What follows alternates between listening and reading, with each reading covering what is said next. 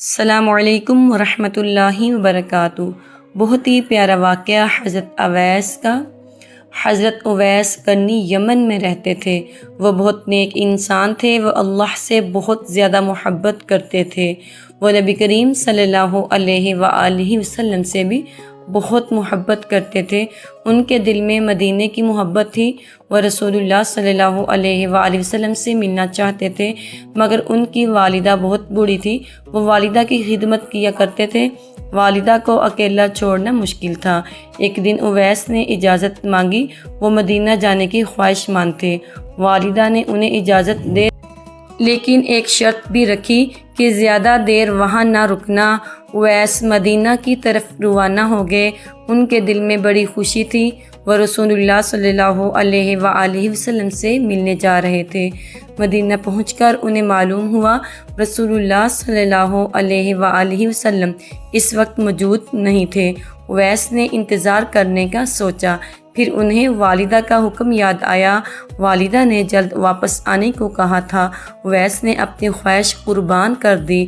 وہ رسول اللہ صلی اللہ علیہ وآلہ وسلم سے ملے بغیر واپس آئے۔ وہ دوبارہ یمن چلے گئے۔ یہ والدہ کی فرما برداری تھی۔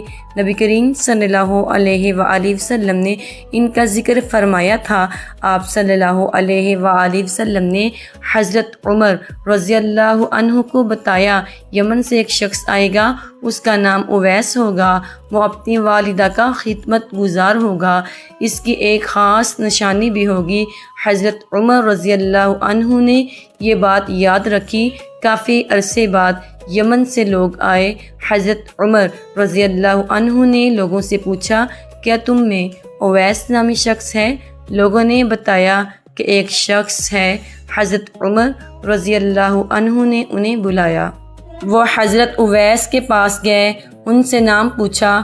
انہوں نے اپنا نام اویس بتایا۔ حضرت عمر رضی اللہ عنہ نے ان کے حالات پوچھے، پھر والدہ کے بارے میں پوچھا۔ اویس نے اپنی والدہ کا ذکر کیا۔ حضرت عمر رضی اللہ عنہ نے نشانیاں پہچان لی۔ انہیں یقین ہو گیا یہی اویس ہے جن کا ذکر نبی کریم صلی اللہ علیہ وآلہ وسلم نے فرمایا تھا۔ حضرت عمر رضی اللہ عنہ نے ان سے دعا کی درخواست کی۔ حضرت اویس نے ان کے لیے دعا کی۔ یہ ان کی بہت بڑی فضیلت تھی۔ وہ دنیا میں زیادہ مشہور نہیں تھے، مگر اللہ کے ہاں ان کا مقام بلند تھا۔